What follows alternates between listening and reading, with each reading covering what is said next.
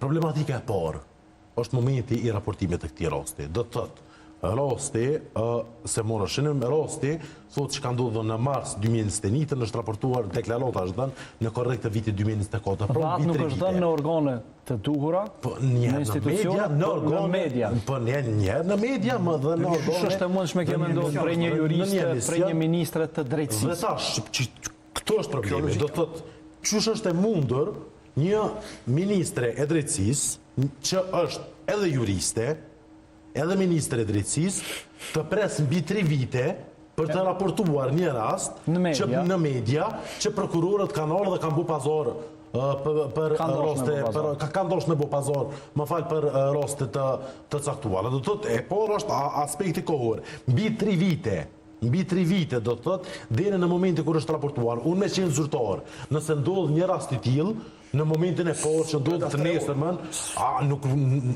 nuk e pres ndoshta as nesërmën.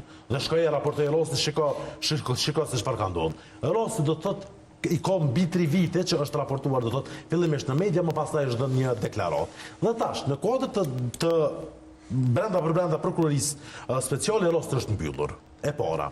Mirë po, tash po themi që s'pas ka vepër penale, pas ka mundur me pos shkelje disiplinore. Po ashtu Ministria e Drejtësisë. Është dashur vetë me inicu. Nëse këto kemi ngritur 10 raste disiplinore në tek autoritetet kompetente. Për publikun, ai ka konvenu tash mos me kallëzu 3 vjet këtë rast, apo pse mas 3 vjet është dashur që në dalë, se kur po e etiketën këtë rast, do t'i ngashi po etiketën si prokurori këtë në partive të vjetra. Tash opozites. Jo tash këtu ka disbalans në shumë drejtime. Po në atë aspekti i shkeljes etike, nëse ka vlerësu, se po nuk pas ka vepër penale, Prokuroria Speciale e Republikës Kosovës e pas ka argumentu që në rastin konkret nuk kemi të bëjmë me vepër penale. Edhe autoriteti kompetent që thuhet që ka qenë në atakem, që është ish kryeprokurori Kujtim Unishi, që ka mundur të ndërmarrë mosa, po themi që asaj nuk pas ka ndërmarrë mosa. Edhe Ministri e Drejtësisë ka pasur mundësi që të palashtroj ankesë disiplinore në raport me atësjellje. Nëse e ka vlerësuar. Mirë po që as kjo nuk ka ndodhur. Dhe sot do të thotë ishte morse i vitit 2021, sot institucionet nuk e kanë trajtuar atë në aspektin disiplinor dhe ai pretendim ajo shkelje supozuar disiplinore. Është parashkruar, se kështu e përcakton edhe ligji. Do ta shkon do të thotë në gjithë këtë situatë, në gjithë këtë vorbull, publikohet do të thotë në kohën kur sipas reagimit të zotrit Gashi, dije se ai do të kandidonte për kryeprokuror të shtetit, publikohet në atë kohë, e kemi një përgjigje, do të thotë që ai ka mohuar deklarata të tilla etj dhe ka thënë se janë të lidhura me kandidaturën e tij. Ndërkaq kur ti shkon emri për dekretim, në afat super të shpejtë e dekreton. Si shpjegohet tash kjo dhe çka do të më shpjegoj zonja Haxhiu. Këto do të më shpjegoj zonja Haxhiu. Se tash dikush ka shpif në këtë rast. Jo, kjo është përgjegjësi ekskluzive, kjo nuk është as e Zonja Haxhiu. Jo, unë nuk e di shpifje zonja Haxhiu, mirë po të paktën, zonja Haxhiu ka pretendu në një emision publik se ka lënë prokuror me bë pazare etj, ka dhënë një deklaratë në organet kompetente për këtë çështje, ndërkaq ne si publik, si publik, do të objektivisht kështu prit se çfarë do të bëj zonja Haxhiu me këtë rast. Shtrojmë diskutimin me këtë rast. A do ta dekretoj një kandidat për cilin e ka raportuar më herët se i ka shkuar në zyrë dhe ka tentuar me bu pazare. Në gjithë këtë situatë do të thotë, në gjithë këtë situatë të paktën e ka obligim para qytetarëve të Republikës Kosovës me dhënë një përgjigje se çfarë ka ndodhur në këtë situatë, pse është dekretuar, si është trajtuar rasti. Veç a shpjegojmë çto, apo i vjen tash kjo që zoti Gashi ka ndryshuar, apo i vjen që kjo ka shpif, apo si arsyetohet dekretimi, a u bë për një mejve të vendosjes? Unë absolutisht. Se tash me pasni që si që edhe mu kry kjo në afat rekord, duhet me pasni shpjegim. Faktet, nëse flasin diçka tjetër. Faqe që po më të prej. Nëse kemi vendimet të institucioneve që nuk gjejnë kurfar elemente të përgjegjësisë penale në këtë rast. Nëse raportimi është bërë më tepër se 3 vjet kur ka ndodhur vendngjarja.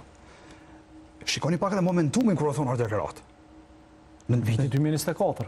Po, ka qenë një momentum ku ka ekzistu një tension i madh mes politikës, këtë rast partisë në pushtet, dhe sistemit provincial dhe sistemit gjyqësor.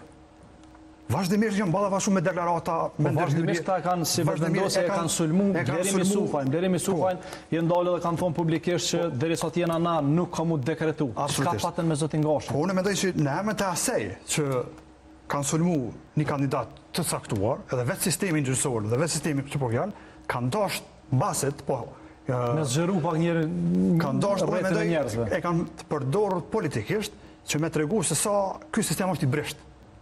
Se sa sipas tyre, sipas logjikës së tyre që ky sistem nuk është fare i pavarur.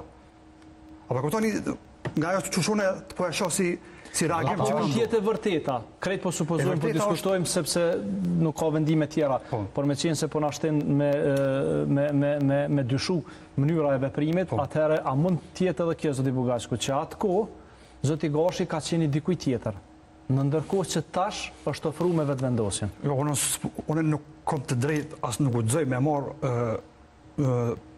them ashtu guximin që na dhon këtë deklaratë krejt njerëz që sot çështje sepse aktualisht për cilën do të më përgjigj definitivisht Albulina Haxhi. Absolutisht. Zoja në fjalë e ka pas për detyrë me tregu saktësisht çka ka ndodhur në atë takim. Nëse e njëjta ka shku në polici dhe e ka denoncuar këtë zyrtar për X veprën ose për elemente të një vepre tjetër dhe atë pas një periudhe pothuajse me gjatë se 3 vjet, edhe hetimet zyrtare edhe raportet zyrtare të institucionit të prokurorisë speciale, apo sepse nëna kanë qenë në prokurorisë speciale e udhëhequr nga ish kandidati. Nga ish kandidati për kryeprokuror të shtetit, i cili luftonte çdo ditë në betejë edhe me politikën edhe me vetë sistemin themi ashtu që të nominoj si kryeprokuror, dhe tani del që asgjë s'ka pasur në kuptimin e veprës penale, asgjë s'ka pasur të vërtetë. Sepse zyrtarisht na kemi dëshmi që zyrtarisht ka ekzistuar vepra. Sistemi që zakonisht i ka mbrojtë edhe i mbron prokurorët e vet e ka amnestuar ndoshta zotin Gashin nga përgjegjësia. Aty do të më u deklaru persona që nëse i shyrim deklaratat e Albulina Haxhiu dhe vetëvendosjes i bën që sistemin prokurorial e kanë reformuar sepse ka qenë vazhdimisht i kapur dhe këta e kanë amnestuar që çdo njëri tjetër në krejt kohën. Jo. Sistemi është reformuar për shkak të ligjit që është ndryshuar. Përbërja e Këshillit është reformuar, se ta pjesa tjetër edhe qasja e Këshillit, sepse nuk është qasja e një, na duhet me pranuar çdo. Nuk e kemi më një qasje të njëjtë kur gjithçka është. Përbërjen e re të Këshillit. Absolutisht, po. E dyta ka pas shumë rëndësi edhe ajo se çfarë është ofruar nga ana e Komisionit Venecias. Nga ajo se çka është sugjeruar që të rregullohet korniza ligjore sa i përket funksionimit të KPK-s, sa i përket garantimit të pavarësisë së Këshillit. Megjithatë, unë mendoj që presidenti në këtë rast, edhe pse na fat suport të shpejt, rrugë tjetër nuk ka pas. Kuptimin e vendosjes. More ka një orë se ka thonë ka orë në zyre me intervenu për land? Absolutisht, po ajo e mban vetëm të përgjegjësinë nesër me dalë para shtetërorë edhe me kallëzu pse e dekretoi. Një njeri që vetë ka dyshu ose vetë e ka denoncuar në polici. Kjo flet për konsistencën e saj, jo për emrin, jo për Këshillin, jo për kandidatin që i ka shku si emër i propozu. Po kjo flet për edhe konsistencën e saj, edhe si juriste, edhe si ministre, e sot edhe si ushtruese detyrës së presidentës. A flet edhe për ndaj pazar të mundshëm politik? Nuk e di. Nuk besoj, nuk pa mendja për të mirë në përgjigjen e institucionit. Po bojmë pyetje që secili qytetar sot i bën në lidhje me këtë